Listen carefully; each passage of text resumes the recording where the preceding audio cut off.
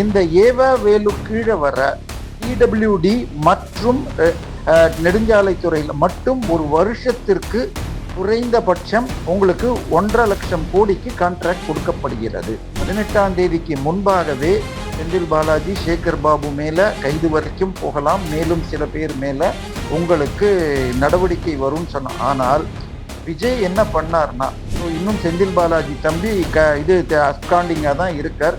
பெயிலுக்கு வந்தப்ப ஏன் 3 வருஷமா அவரை விசாரிக்கலன்னு ஹைகோர்ட் கேட்டு அடுத்த ஸ்டெப் எடுக்க வேண்டியது நபர் டெல்லியில் ஹோம் டிபார்ட்மெண்ட்டு கீழே வர்ற இடி. பிஏக்கள் மேல மாத்திரம் 10,000 கோடிக்கு மேல சொத்து இருக்கும்.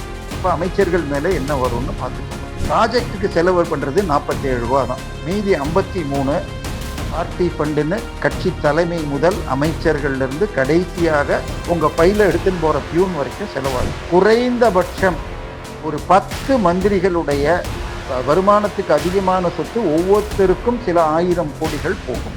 ஏன்னா குறைந்தபட்சம் 4 லட்சம் கோடிக்கு ஊழல் நடந்திருக்கிறதுன்னு இபிஎஸ் அவர்கள் கவர்னரை பார்த்து சந்தித்து உங்களுக்கு எலெக்ஷனுக்கு முன்னாடி மெனு கொடுத்திருக்காரு. என்னுடைய கணக்குல பார்த்தால் டாஸ்மாக்ல மட்டுமே உங்களுக்கு கிட்டத்தட்ட 60,000 கோடி இன்டூ 5 வருஷம்னா 3 லட்சம் கோடி. விஜய் ரொம்ப தெளிவா போறார். பட் டிவிஎஸ்சிக்கு அவர் போட்டிருக்கிற டைரக்டர், அவர் போன ஆட்சியோட மிக நெருக்கமாக இருந்தவர்.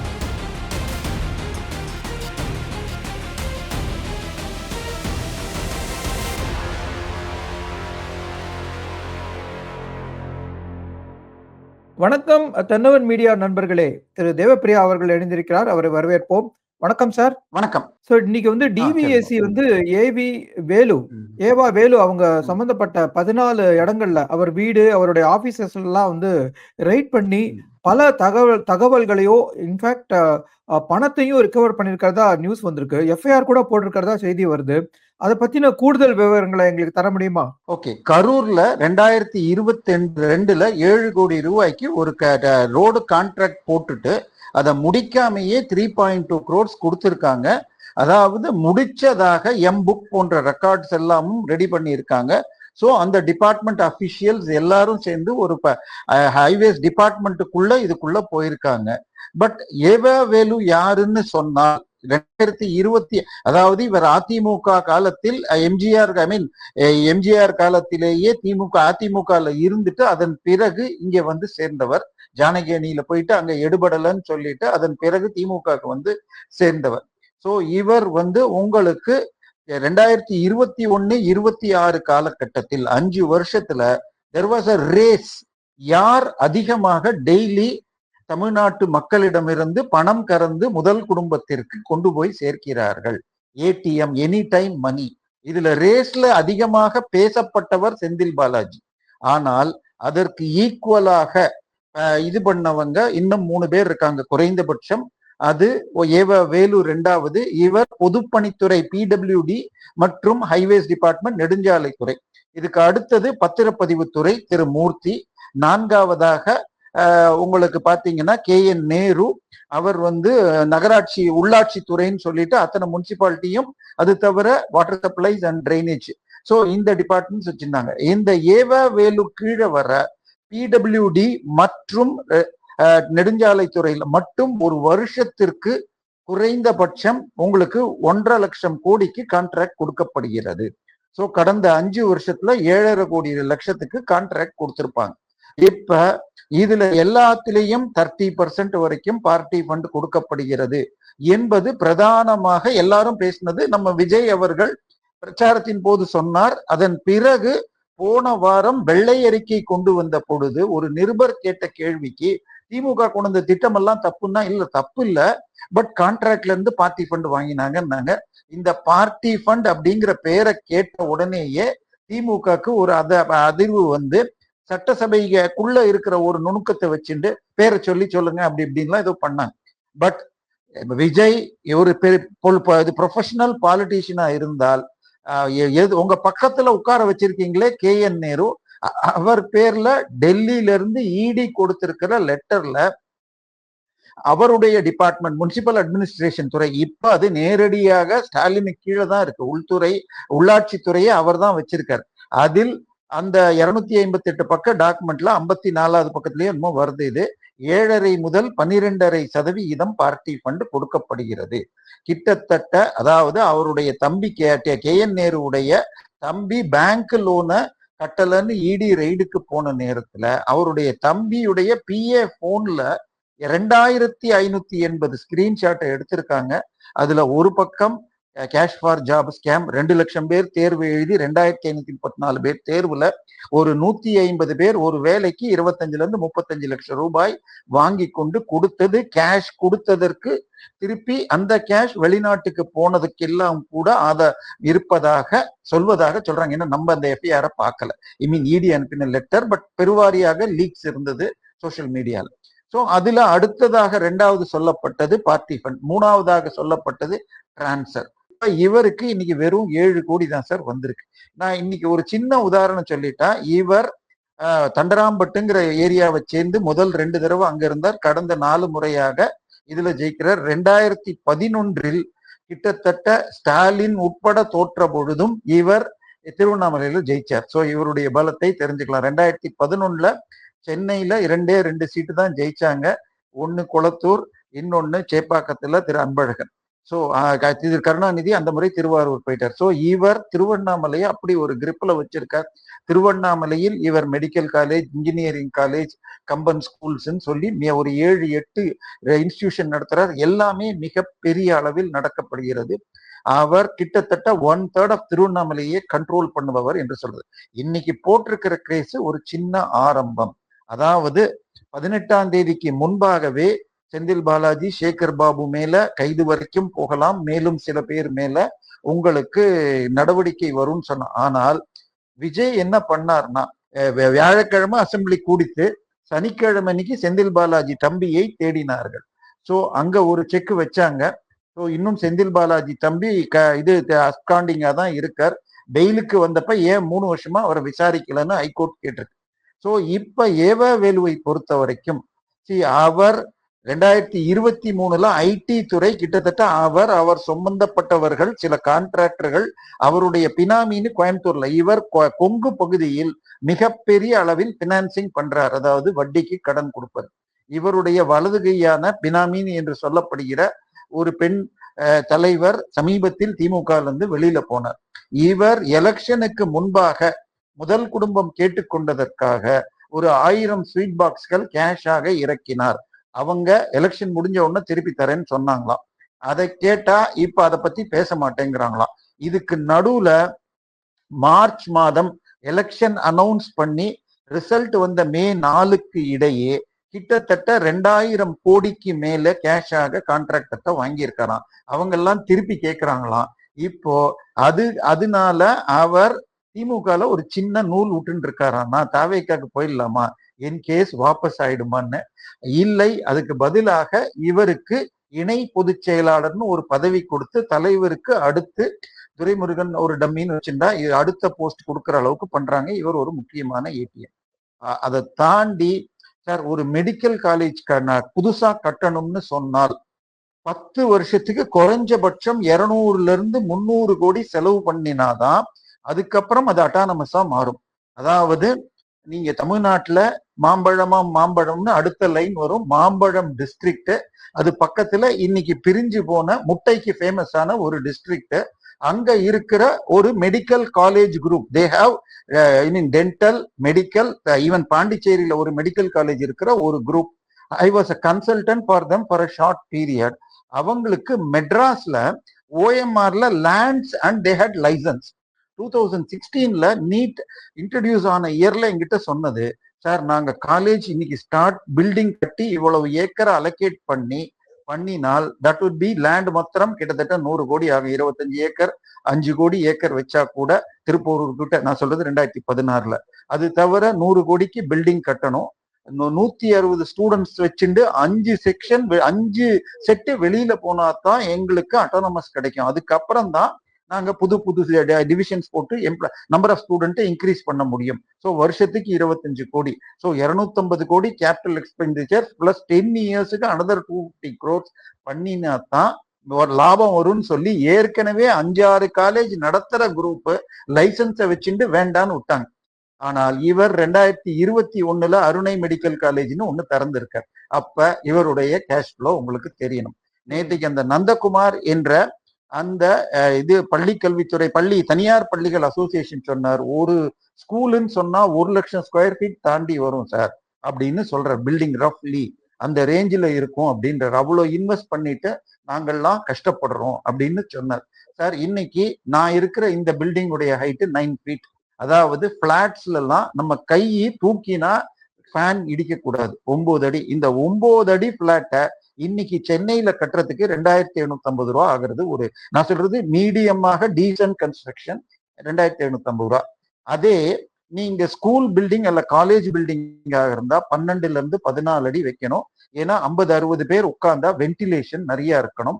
அதுக்கு அடுத்தது உங்களுக்கு சவுண்ட் எக்கோ எஃபெக்ட் வரக்கூடாது, பின்னாடி பேசினா இதுக்கு வரக்கூடாதுங்கிறதுனால வைக்கணும். அதே மாதிரி அத்தனை பேர் வெளியில வந்தா லாபி பெருசா இருக்கணும், டாய்லெட்ஸ் நிறைய இருக்கணும். ஸோ காஸ்ட் ஆஃப் இது institution will be around 4,000 rupees per square feet. இப்ப 7-8 இன்ஸ்டிடியூஷன் இவர் நடத்துறார். ஒன்னொன்னுலயும் 50,000 இருந்து 1,50,000 ஸ்கொயர் ஃபீட்டுக்கு பில்டிங்ஸ்னா எவ்வளோன்னு நீங்க கணக்கு பண்ணிக்கோங்க. ஸோ இது மாதிரி இவர் நடத்தி இருக்கிறார். இன்னைக்கு போட்டிருக்கிறது ஒரே ஒரு கேஸுக்காக அந்த 7 கோடியில 3 கோடின்னு வந்திருக்காங்க. பட் இதுல சீட்டிங் எல்லாமே போட்டிருக்கிறதுனால இப்ப அடுத்த ஸ்டெப் எடுக்க வேண்டியது நபர் டெல்லியில் ஹோம் டிபார்ட்மெண்ட் கீழே வர்ற இடி. ஏன்னா once there is an FIR இடி கேன் கம் இன். அதுல பிரெடிகேட் அஃபென்ஸ் இருந்ததுன்னா இன்னைக்கு என்னென்ன பிரிவுகள்ல போட்டிருக்காங்களோ அது தெளிவாக சீட்டிங் இதெல்லாம் இருக்கிறதுனால இது பிரெடிகேட் அஃபென்ஸ்ல வரும். அவருடைய அத்தனை சொத்துக்களையும் பண்ணணும். இது வந்து டிவிஎஸ்சி உள்ள வந்திருக்கு, director of vigilance and anti corruption. Vigilance and anti கரப்ஷன்ல உங்களுக்கு சொத்து வருமானத்துக்கு அதிகமான விதத்தில் இவர் மேல போட்டா, இப்ப நீங்க நம்ம சென்னையில ஒரு பெரிய கம்பெனி சார், கன்ஸ்ட்ரக்ஷன் கம்பெனி 2008ல இருந்து பெரிய கம்பெனின்னு எடுத்துட்டா டிவிஹெச், ட்ரூ வேல்யூ ஹோம்ஸ், திரு KN நேரு உடைய கம்பெனி. சென்னையில மட்டும் நீங்க போய் அவங்க வெப்சைட்ல போய் tvh.comல போய் பார்த்து கம்ப்ளீட்டட் ப்ராஜெக்ட்ஸ் உடைய இன்னைக்கு மதிப்பு போட்டால் ரஃப்லி 50,000 crores வரும். சரியா? அவங்க they are doing equally in doing major projects in Trichy also, அவங்க சொந்த ஊர். ஆனால் திரு KN நேரு காட்டின சொத்துடைய மதிப்பு 2.45 crores. அப்ப இது எந்த மாதிரி மேனிப்புலேட் பண்றாங்கன்னு பாத்துக்கங்க. சோ இன்னொன்னு அசெட் ஐ மீன் வருமானத்துக்கு அதிகமான சொத்துங்கிறது ரொம்ப எளிதாக ப்ரூவ் பண்ண முடியும். ஏன்னா எம்எல்ஏக்கு நிக்கிறப்ப உங்க பேர்ல, உங்க மனைவி பேர்ல, உங்களுடைய டிபெண்டன்ஸ் பேர்ல இருக்கிற சொத்துக்கள் அவங்களுடைய கடந்த 5 வருட இன்கம் எல்லாமே கொடுத்துடுறாரு. இதுக்கப்புறம் இந்த அடுத்த 5 வருஷம் மினிஸ்டரா இருந்த பீரியட்ல நீங்க சொத்து சேர்த்திருந்தால் அதை எல்லாத்தையும் லிஸ்ட் பண்ண முடியும். நீங்க என்னதான் பினாமி போட்டிருந்தாலும் கண்டுபிடிக்கிறது ரொம்ப ரொம்ப ரொம்ப எளிது. நேற்றைய தினம் ஒரு செய்தி வந்தது சார்.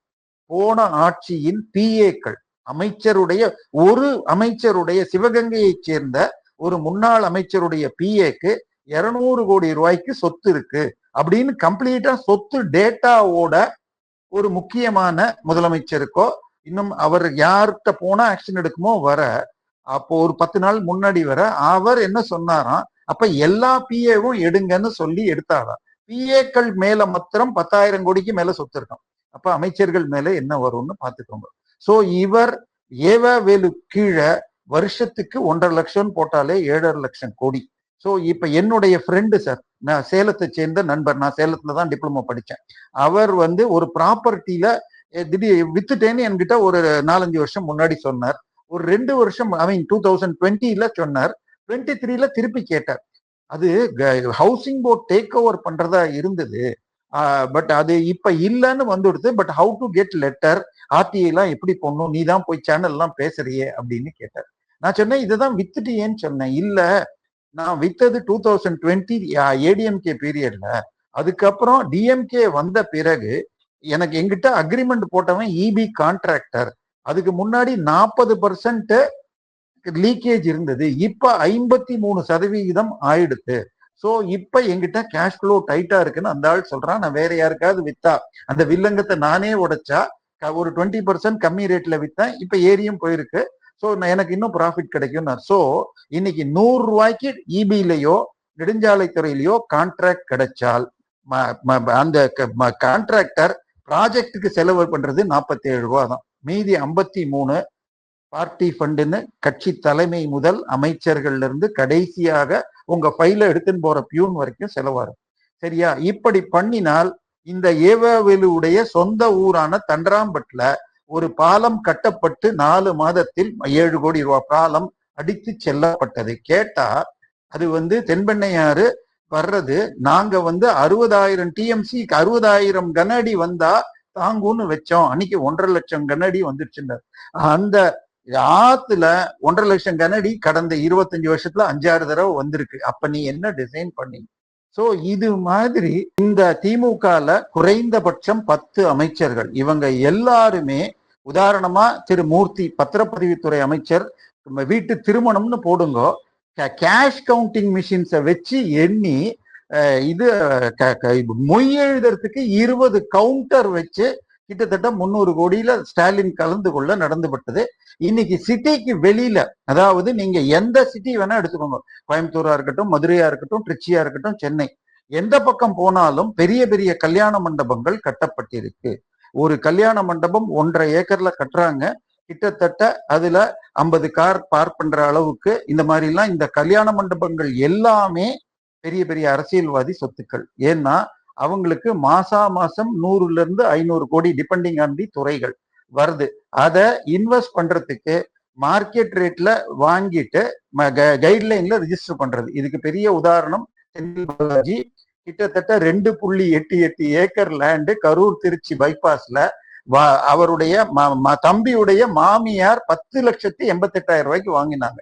அதே லேண்டு பேர்ல ப்ரீவியஸ் ஓனர் இபி கான்ட்ராக்டருடைய இது விண்மில் சப்ளையர், அவங்க 30 கோடி கடன் வாங்கியிருந்தாங்க. 30 கோடி கடன் வாங்கணும்னா 60 கோடி டிஸ்ட்ரஸ் இருக்கணும், மார்க்கெட் வேல்யூ 75 இருக்கணும். சோ இதை வெறும் 10 லட்சத்துக்கு பண்ணிட்டு 20 கோடிக்கு கட்டிட்டு 100 கோடியை வெறும் 10 கோடின்னு கணக்கு காட்டுவாங்க. இந்த மாதிரி சிட்டிக்கு வெளியில இருக்கிற அத்தனை கல்யாண மண்டபங்கள், பெரிய பெரிய ஸ்கூல், காலேஜஸ், இதெல்லாம் பிராக்டிக்கலா இன்னைக்கு லாபத்துல கூட இருக்காது. ஆனால் மார்க்கெட் அப்ரிசியேஷன் வந்துடும், ஓவர் 2-3 இயர்ஸ் வெள்ளை ஆயிடும். அப்படிங்கிறதுனால இது எல்லாத்தையும் செக் பண்ணாலே கண்டிப்பாக கண்டுபிடிக்கலாம். திமுகவினர் மட்டுமே கிட்டத்தட்ட 400 ஸ்கூல்ஸ் நடத்துறாங்க. இட் ஸ்டார்ட்ஸ் ஃப்ரம் ஸ்டாலினுடைய மகள் சன்ஷைன் பள்ளி, அவங்க வேளச்சேரியில சின்னதா நடத்திட்டு இருந்தாங்க. இப்ப இதுல குரோம்பேட்லயும் அதே சுந்தரவல்லி குரூப்னு சொல்லி அதே குரூப் ஒரு 100 ஏக்கர்ல மிகப்பெரிய அளவுல பெருங்களத்தூர்ல நடத்துறதுலயும் உங்களுக்கு அவங்க வாங்கியிருக்காங்க. சோ இதுல ஆரம்பிச்சு ஏவாவேலு, துரைமுருகன், பொன்முடி, இப்படி எல்லாரையுமே போயின்னு இருக்கு. சோ திரு விஜய் அவர்கள் சட்டசபையில் நம்பிக்கை இதுல உங்களுக்கு கவர்னர் நன்றி சொல்றப்ப, நான் இது பணம் சம்பாதிக்க மாட்டேன், சம்பாதிக்க விடமாட்டேன், சம்பாதித்தவர்களை விடமாட்டேன், அதையும் ரெக்கவர் பண்ணுவேன்னு சொல்லியிருக்கார்.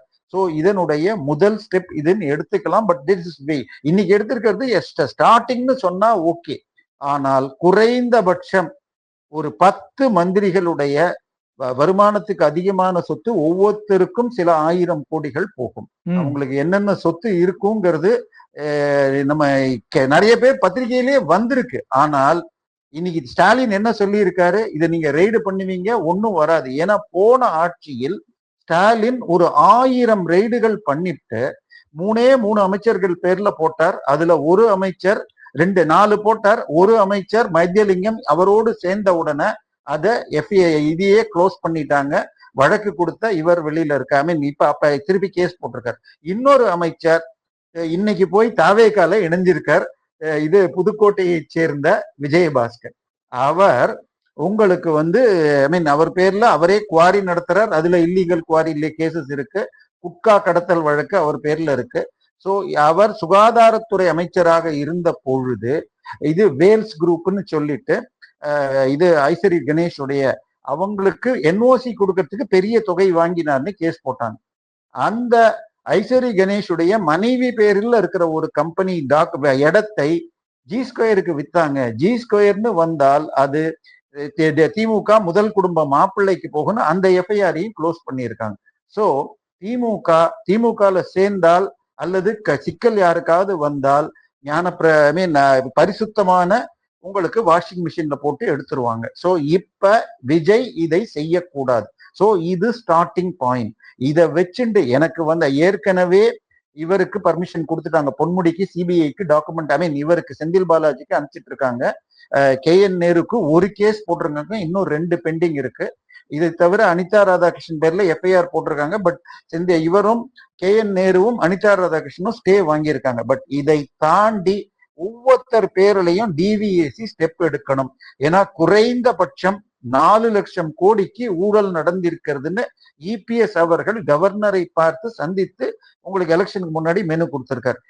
என்னுடைய கணக்குல பார்த்தால் டாஸ்மாக்ல மட்டுமே உங்களுக்கு கிட்டத்தட்ட 60,000 கோடி இன்டூ 5 வருஷம்னா 3 லட்சம் கோடி. கனிம வளத்துல மாத்திரம் அவ்வளவு நடந்திருக்கு. எகெயின் இந்த கான்ட்ராக்ட்ஸ் 2 துறைகள், ஒன்னு இவருடையது, இன்னொன்னு KN நேரு. சார் ரொம்ப எளிதா புரியணும்னு வச்சுக்கோங்க. ஒரு இது கேள்விப்பட்டிருப்பேன், ஒரு 4 வருஷத்துக்கு முன்னாடி பெரம்பூர்ல ஒரு மல்டி ஸ்டோரி பில்டிங் கட்டினத்துல உள்ளுக்குள்ள செவுரு எல்லாம் பேந்து விழருது அப்படின்னு சொல்லி கம்ப்ளைண்ட் பண்ண மினிஸ்டர்ஸ் எல்லாம் போய் பார்த்து IIT KP பார்க்னு பேரு, IIT எல்லாம் கூட்டின்னு வந்துட்டு வெறும் பூச்சி வேலையில தான் தப்பு இருக்கு. பூச்சி வேலைக்கு நார்மல் பில்டிங் கட்டுறதுக்கு 1:3 சிமெண்ட் போடணும். ஒரு சிமெண்ட்டுக்கு 3 பாண்டு மண்ணு. அதே பூச்சி வேலைக்கு 1:5 வரைக்கும் போடலாம். ஆனா இவங்க 1:15 போட்டிருக்காங்கன்னு சொன்னாங்க. ஆனால் அந்த மாதிரி பண்ணா என்ன பண்ணணும், அந்த கம்பெனியை டீலிஸ்ட் பண்ணணும். ஆனால் திமுக என்ன பண்ணிச்சு தெரியுமா? உங்களுக்கு நீங்க மெட்ராஸ் இருந்திருக்கேள். மெட்ராஸ்ல இருந்து கிண்டியில இருந்து போரூர் போற வழியில DLFக்கு முன்னாடி ராமாபுரத்துல பின்டெக் சிட்டின்னு கட்டுறதுக்கு 750 கோடி கான்ட்ராக்ட் கொடுத்திருக்காங்க. சோ திமுக ஊழல் செய்த அதே கம்பெனிகள், அதே அதிகாரிகளை வச்சுக்கிட்டு ரேட்டை இன்க்ரீஸ் பண்ணியிருக்காங்க. இப்ப என்ன சிக்கல்னா, அதில் பல அதிகாரிகள் இப்பொழுது இங்க இருக்காங்க. இவர்கிட்டையும் சில பேருக்கு பெரிய பதவிகளும் கொடுத்திருக்காங்க. சோ இது எல்லாத்தையும் முறியடிக்கணும் என்று சொன்னால் சரியாக ஸ்டெப் எடுக்கணும். சகாயம் போன்றவர்கள் வழிகாட்டினால் தமிழகத்தில் சகாயம் IAS 2008 மதுரையில மட்டும் 1 லட்சம் கோடிக்கு மார்பிள்னு சொன்னார். ஸோ அன்னைக்கு ரேட்டுனா இன்னைக்கு ரேட்டுக்கு எவ்வளவு இருக்குன்னு பாத்துக்கோங்க. ஒரு வருஷத்துக்கு 25,000 கோடிக்கு கிருஷ்ணகிரி மாவட்டத்திலிருந்து மார்பிள் கிரானைட் கர்நாடகாவுக்கு போறது. சேம் திங் கோயம்புத்தூர்ல இருந்து வாளையார் வழியாக பாலக்காடு வழியாக கேரளாவுக்கு போறது. இந்த பக்கம் தென்காசியில இருந்து அந்த சைட்ல போறது. கன்னியாகுமரியில இருந்து போறது. கன்னியாகுமரியை தாண்டி போகக்கூடாதுன்னு சொன்னதுக்கு திமுகவின் அனிதா ராதாகிருஷ்ணன் கேட்கிறாரு, கேரளா என்ன இந்தியாவுக்கு வெளியில இருக்கா? ஏன் கேரளால இல்லாத மலையா? சோ இவர்கள் எந்த அளவுக்கு ஊழலில் துணிந்தவர்கள் அப்படின்னு தெரியுது. சோ இப்ப பல ஸ்டெப்புகள் ரொம்ப நல்லா இருக்கு. பட் 2 இஷ்யூஸ் ட்ரபிள் பண்றது. 1 இஸ் கரண்ட் கட்டு, 2வது law and order. Law and order கொஞ்சம் சரியாயிட்டு வருது. இன்னைக்கெல்லாம் பேப்பர்ல பார்த்தா இத்தனை போதை மருந்து, இத்தனை ஆட்கள் பிடிபட்டதுன்னு வருது. கரண்ட் கட்டுக்கு என்ன பெரிய காரணம்னு சொன்னா, சென்னையுடைய பீக் டிமாண்ட் ரஃப்லி 4,500 மெகாவாட் போன வருஷம் வரைக்கும். ஸோ இங்க இருக்கிற இன்ஃப்ராஸ்ட்ரக்சர் 4,500 தாங்கும். ஆனால் இப்ப சம்மர்ல நார்மலி May 15க்கு மேல ஆர் ஜூனுக்குள்ள உங்களுக்கு சம்மர் ரெயின்ஸ் வந்துடும். இந்த வருஷம் சம்மர் ரெயின்ஸ் வராம எல்லோரும் ஏசி, எல்லோரும் எல்லா ரூமுக்கும் ஃபேன்னு போட்டுக்கிறப்ப பீக் டிமாண்ட் சென்னைக்கு மற்றும் 5,200 மெகாவாட் ஆயிருக்கு. அப்படி ஆச்சுன்னா சப்ஸ்டேஷன்ஸ் தாங்கல, டிரான்ஸ்ஃபார்மர் தாங்கல, மேன் பவர் சரியில்லை. ஸோ இருக்கிற கெப்பாசிட்டியை டிஎம்கே பில்ட் பண்ணல. இது ஏன்னு சொல்றதுக்கு கூட இன்னைக்கு ஓரளவு லைட்டா டச் பண்ணியிருக்கார். பட் வெள்ளை அறிக்கையில பல பிளாஸ் இருக்கு, அதை பத்தி தனியாவே பேசணும். ஸோ இப்ப இன்னைக்கு ஏவா வேலுவை பொறுத்த வரைக்கும் இட் இஸ் அ பிகினிங். இன்னும் சொல்ல போனால் செந்தில் பாலாஜி மற்றும் சேகர் பாபு இன்னும் டாப் லிஸ்ட்ல இருக்காங்க. சேகர் பாபு அவர் ஹார்பர் தொகுதியில அவரை எதிர்த்து போட்டியிட்ட தாவேகாவின் சினோரா அசோக்கை அட்டாக் பண்ணாங்கிற வழக்குல 4 பிரிவுல வழக்கு இருக்கு. அதிலும் மற்றும் முந்தா நேத்திக்கு இதுல சட்டசபையில சொன்னார், சார் இதை விட கொடுமை இருக்காது சார். குன்னூர்ல இருந்து 11 கிலோமீட்டர் தள்ளி ஒரு சின்ன பிள்ளையார் கோயில் கரும்பாலம்ங்கிற ஊரு 11 கிலோமீட்டருக்கு, அந்த நான் சொல்றது நெட்டுப்படி எனக்கு கிடைக்கிற ப்ரூஃப். குன்னூருக்கு வர கார்களை நிறுத்துறதுக்கு மல்டி லெவல் கார் பார்க்கிங்கா. குன்னூர்ல பீக்கா இருந்ததுன்னா நீங்க போயிருக்கேன்னு சொன்னால் மேட்டுப்பாளையத்துல இருந்து போனால் அந்த திரும்புற இடத்துல பஸ் ஸ்டாண்ட் இருக்கும். அங்க இருந்து அந்த சிம்ஸ் பார்க் போற இடம் மாத்திரம் என்னைக்குமே ப்ராப்ளம் இருக்கும். மற்ற பெரிய எனக்கு தெரிஞ்சு பெரிய கார் பார்க்கிங் ப்ராப்ளம் கிடையாது. சோ அப்படி இருக்கிறப்ப அங்க அந்த கோயிலுக்கு 10,000 ஸ்கொயர் ஃபீட் இடமா, அந்த கோயில்ல காசு இல்ல. மருதமலை கோயில்ல இருந்து 10.78 crores இன்ட்ரெஸ்டுக்கு லோன் வாங்கி அந்த இன்ட்ரெஸ்ட பே பண்ணிட்டு இந்த கோயிலுக்கு லாபம் வருமா சார்? கோயில் பணம் நானோ நீங்களோ டொனேஷன் கொடுத்தா இல்ல ஏதோ ஒண்ணு நடந்ததுன்னு வேண்டிட்டா அந்த கோவிலுக்கு நடக்கணும்னு வேண்டிக்கும். கார் பார்க்கிங் அதுக்கு இன்னொன்னு சொல்றார். அந்த தொகுதி எம்எல்ஏ கேட்டார், நான் போய் 55 ஊட்டியில ஒரு வாரம் தங்கி அங்க இருக்கிற எல்லா கோயிலையும் கணக்கு பண்ணி அதுக்கு வரணும். அந்த கோயிலுக்கு மாசத்துக்கு 500 பேர் வரமாட்டேன்னு ஐ மீன் மினிஸ்டர் சொல்றாரு. அப்போ ஒரு நாளைக்கு 10 பேர் கூட ஆவரேஜ் 10ல இருந்து 12 பேர். நான் முழுக்க என்னுடைய ப்ரொஃபஷன் முழுக்க டி எஸ்டேட் ஃபேக்டரிஸ்க்கு டிசைனிங் ஆஃப் கன்வேயர்ஸ். நான் போனதுலயே 2-3 கோவில்கள்ல தான், அதுவும் கூட பீக் டேஸ், பாலாஜி கோயில் வால்பாறை, கொடைக்கானல்ல இருக்கிற குறிஞ்சி ஆண்டவர் கோயில். ஈவன் குறிஞ்சி ஆண்டவர் கோயில்ல கூட சீசனுக்கு 100 பேர் வரமாட்டான். ஸோ கோயிலுக்கு தேவையில்லை. இந்த கேஸ்ல அவர் கோட் பண்ண லா, சட்டசபையில கோட் பண்ணதும் தப்பா கோட் பண்ணியிருக்கார். சோ இது குறைந்தபட்சம் 8ல இருந்து 10 அமைச்சர்களை வருகின்ற ஒரு 15ல இருந்து அடுத்த ஒரு மாதத்திற்குள் ரெய்டு கோஆபரேஷன் இல்லைன்னா கைதுக்கு போகலாம். ஆனா இது வெறும் இந்த ஒரு கேஸ் என்று போகாமல், பட் இப்ப ரைட் நவ் நான் படிச்சதுல நெட்ல அவருடைய மகனுடைய பேர்ல இருக்கிற அந்த இன்ஸ்டிடியூஷன்ஸ்ல பல டாக்குமெண்ட்ஸ் பிளஸ் டிஜிட்டல் ரெக்கார்ட்ஸ் எடுத்திருக்கேன்னு சொல்லியிருக்காங்க. ஸோ டிஜிட்டல் ரெக்கார்ட்ஸ் எடுத்திருந்தால் அதுல ப்ரூஃப்ஸ் கிடைச்சா உங்களுக்கு நிறைய விஷயங்கள் இருக்கும். சார், இப்ப டிவிஎஸ்சி இந்த சோதனை பண்ணிருக்கு. ஸோ இது அடுத்த கட்டமா கைதோ இல்லாட்டி சொத்து முடக்கமோ இருக்குமா? இல்ல, அது என்ன பண்ண போறாங்கன்னு பார்க்கணும். பட் எனக்கு டிவிஎஸ்சியை விட இனிமேல் இது மத்திய அரசு ஈடிக்கு ஒரு மிகப்பெரிய வாய்ப்பு. ஏன்னா போட்டிருக்கிற எல்லா பிரிவுகளுமே சட்டத்தை ஏமாற்றி மோசடியாக சம்பாதிச்சது. இது எல்லாமே இப்ப மத்திய அரசு வந்து அதுல வந்து அப்கோர்ஸ் ஈடிங்கிறது மத்திய அரசு கீழே வர விஷயம். சோ இப்ப திமுக வந்து மத்திய அரசோட இணக்கமா இருக்கிறதுக்கு ஏதாவது முயற்சி பண்ணி இந்த ஈடியை ஆக்ட் பண்ண விடாம செய்வாங்களா? இல்ல சார், பிஜேபியை பொறுத்த வரைக்கும் அவர்கள் பார்ட்டியை சேர்ந்தவங்களா இருந்தாலும் இடி இருக்கிறதுல எதுவுமே பண்ணல. அஜித் பவார் உட்பட ஸ்லோவா வேணா போகுமே தவிர திமுக மாதிரி எஃப்ஐஆரை க்ளோஸ் பண்ணதாக நான் பார்த்ததில்லை. திமுக அதிமுக முன்னாள் அமைச்சருக்கு பண்ணியிருக்கு. இதுல ஒண்ணு சொல்ல மறந்துட்டேன் சார். அடுத்தது, இந்த வருமானத்துக்கு அதிகமா சொத்துன்னு சொன்னால் எல்லாரும் என்ன பண்ணுவாங்க, அவங்க பேர்ல வாங்கின சொத்தை மாத்திரம்தான் பார்ப்பாங்க. பட் உங்க ட்ரஸ்ட்ங்கிறது வராது. பிரைவேட் லிமிடெட் நீங்க நடத்தாம உங்க பையன் நடத்தினான்னு வச்சுக்கோங்க, அதுல மேஜர்ங்கிறப்ப அது வராது. ஆனால் போன ஆட்சியில், திமுக ஆட்சியில 4 அமைச்சர்கள் சொன்ன, அதுல சேவூர் ராமச்சந்திரன் என்ற அமைச்சர் ஆரணி எம்எல்ஏவாக இருந்தவர், அவருக்கு டிவிஎஸ்சியில அவருடைய மகனுடைய பிரைவேட் லிமிடெட் கம்பெனியை இவருடைய அசெட்ல காட்டியிருந்தாங்க. அவருடைய மகன் ஒரு சிபிஎஸ்இ பள்ளி நடத்துறார், அதையும் அந்த வழக்குல சேர்த்திருந்தாங்க. அப்படி பார்த்தால் ஏவ வேலு மகன்கள் பெயரில் அல்லது ட்ரஸ்ட் பேர்ல இந்த ப்ராப்ளம் என்னன்னா சார், இந்தியாவின் மாபெரும் அரசியல் விஞ்ஞானி ஒருத்தர் இருக்காரு. அவரு இப்போ வயநாட்டுல ஜெயிச்சுட்டு ரிசைன் பண்ணிட்டு இப்ப அமேத்தி எம்பியா இருக்கார். அவரும் அவர் தாயார் 2 பேரும் சேர்ந்து ஒரு கம்பெனியை நடத்துறாங்க. சரியா? Young India private limited.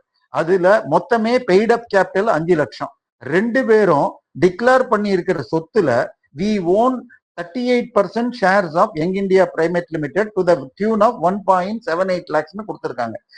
அந்த யங் இந்தியா பிரைவேட் லிமிடெடுக்கு 5000 கோடிக்கு சொத்து இருக்கு, அதை காட்டலை.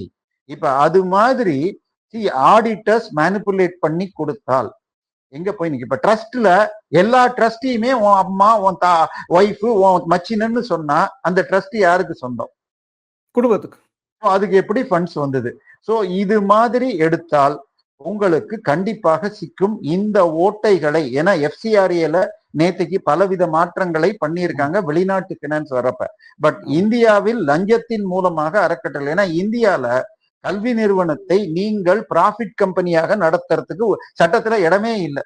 ஸோ நீங்க ஊழல் பண்ணுங்க சார். நான் ஓப்பனாவே இப்ப உங்களுக்கு முன்னாடியே சொல்றேன் சார், என் பொண்ணை ஒரு 5 வருஷத்துக்கு முன்னாடி எம்பிஏல சேர்த்தேன். தமிழகத்தின் ஒன் ஆஃப் த முன்னணி எம்பிஏ காலேஜ், மேனேஜ்மெண்ட் காலேஜ் இன் கோயம்புத்தூர். 6 lakhs டொனேஷன் வாங்கினாங்க. 2 ட்ரஸ்ட்டுக்கு 3 lakhs டிடியா கேட்டாங்க. அதுக்கப்புறம் என்கிட்ட ஒரு letter, I am giving it voluntarily. சரியா? இன்னைக்கு லண்டன், சென்னையில டாப் மோஸ்ட் மேனேஜ்மெண்ட் காலேஜ் வந்து LIBA. Loyola institute of business administration. அதுல நீங்க இது உங்களுக்கு மார்க் கம்மியா இருந்து 50 லட்சம் கொடுத்தா கிடைக்கும் கேஷா. ஸோ இதெல்லாம் அக்கௌண்ட் ஆல. இப்ப இவர் மெடிக்கல் காலேஜ் 2021 ஏவவேலு ஆரம்பிச்சாருன்னா, நான் சொல்லிட்டேன், ஒரு professional company, they don't want it, but he started. So இவருடைய கை மிக மிக பெரிதானது. இவர் 1000 கோடி எலெக்ஷனுக்கு டிஎம்கேக்கு சோர்ஸ் பண்ணி அது திரும்பி வரலன்னு ஏற்கனவே புலம்பின்றிருக்கார். இப்பொழுது கொடுத்த கம்பெனிகள் 2000 கோடி கேட்கறது. உதாரணமாக திருவான்மியூர்ல இருந்து உத்தண்டி ஈசிஆர்ல எலிவேட்டட் ரோடு போடுற கான்ட்ராக்ட் டெண்டர் முடிஞ்சு L2க்கு கொடுக்கறதா இருந்தது. L2 is around 2048 crores, L1 1600 crores. அந்த L2 ஏற்கனவே ஹைதராபாத் பக்கத்துல கட்டின ஒரு பாலம் கிராக் ஏதோ விழுந்து நெகட்டிவ் இருக்கு அப்படின்னு சொல்லி அவன் கேஸ் போட்டு கொடுக்க முடியாம இருக்கு. இது வரைக்கும் அலோகேட் பண்ணல. ஆனால் எலெக்ஷன் அனௌன்ஸ் பண்றதுக்கு சில நாட்கள் முன்னாடி ஸ்டாலின் அந்த திட்டத்தை தொடக்கி வைக்கிறேன், பட்ஜெட் 2100 கோடின்னு போட்டார். அப்ப எந்த கம்பெனி ப்ராப்ளமோ அந்த கம்பெனி இன்னும் அவார்ட் பண்ணாமையே ஒரு விழாவை நடத்தி காட்டினார். இந்த கான்ட்ராக்டை இப்ப விஜய் கேன்சல் பண்ணிட்டார். இன்னைக்கு பாத்தீங்கன்னா சேலத்துல 4300 கோடிக்கு பிரைவேடைசேஷன் ஆஃப் இது கேன்சல் ஆயிருக்கு. ஸோ விஜய் ரொம்ப தெளிவா போறார். பட் டிவிஎஸ்சிக்கு அவர் போட்டிருக்கிற டைரக்டர், அவர் போன ஆட்சியோட மிக நெருக்கமாக இருந்தவர். ஆனால் அவர் சில உறுதி கொடுத்திருக்கார். நான் 10க்கும் மேற்பட்ட முன்னாள் அமைச்சர்கள் இன்க்ளூடிங் முதல் குடும்பம் வரை 3 மாசத்துல பண்றேன், இது ஆபரேஷன் ப்ளூ ஜெயண்ட் என்று சொன்னதாக பத்திரிகைகளில் தகவல் வருகிறது. ஸோ இதுல இந்த KN நேரு உடைய எஃப்ஐஆர்ல நேம்ட் ரதீஷ்னு திரு உதயநிதியுடைய வலதுகையான ரதீஷ்ங்கிறவரை போட்டிருக்கார். ஸோ இந்த முறை ஏவவேலு, ஸோ 4 பேர் நான் சொன்னேன், பொன்முடி பொன்முடி இல்ல, KN நேரு, ஏவவேலு, செந்தில் பாலாஜி ஏற்கனவே இருக்காங்க. மூர்த்தி தான் இப்ப பெண்டிங் இருக்கு. மூர்த்தி பேர்ல டிரான்ஸ்ஃபருக்கு KN நேரு 3வது கேஸ் டிரான்ஸ்ஃபருக்கு 50 லட்சம் 1 கோடின்னு 300 கோடி வாங்கினதாக இந்த மூர்த்தி அவர்கள் 11 மாசம் தான் ஒரு ரிஜிஸ்டர் ஆபீஸ்ல ஒருத்தருக்கு போஸ்ட். உங்களுக்கு சென்னையில இது குன்றத்தூரோ திருப்பூர்லாம் எடுத்தா கொஞ்சம் ஹை வேல்யூ நிறைய இதாகும். அதே சிட்டிக்குள்ள பார்த்தால் நம்பர் ஆஃப் டிரான்சாக்சன் கம்மியா இருக்கும், பட் ஹை வேல்யூ வரலாம். ஸோ நிறைய பேர் புழங்கினா தான் நிறைய வரும். ஒரு போஸ்டிங்க்கு 1-2 கோடி என வருடத்திற்கு 1000 கோடி சம்பாதித்தாக SR சப் ரிஜிஸ்ட்ரார்கள் அசோசியேஷன் ஆபீசர்ஸ் கையெழுத்து போட்டு வெறும் மெமோ பிரசிடென்ட் பிரைம் மினிஸ்டருக்கு அனுப்பப்பட்டதாக நெட்ல தகவல் வந்தது. ஸோ 4வதாக இருக்கிற அந்த அமைச்சர் மீதும் எந்த நேரத்திலும் நடவடிக்கை எடுக்கலாம். ஸோ விஜய் குறைந்தபட்சம் என்னுடைய கணக்குல 12 முன்னாள் அமைச்சர்கள் அதனுடைய ஸ்டார்டிங். பட் இன்னும் அடுத்த ஸ்டெப் பார்க்கணும். It is too early to judge. But இப்ப this is the time ED, Amit Shah to இடிங்கிறது நேரடியாக ஹோம் டிபார்ட்மெண்ட் கீழே வர்றது. So Amit Shah should come in to the place and take action. இதுதான் ரைட்டான டைம். ஓகே, நன்றி. நேர்களே, உங்க கருத்தை நீங்க கமெண்ட் செக்ஷன்ல பதிவிடுங்க. அதே மாதிரி நம்ம சேனலுக்கு சப்ஸ்கிரைப் செய்து ஆதரவு தராங்கன்னு கேட்டுக்கிறேன். மீண்டும் ஒரு முறை திரு தேவப்பிரியா சந்திப்போம். அதுவரை மிக்க நன்றி. நன்றி சார். நன்றி.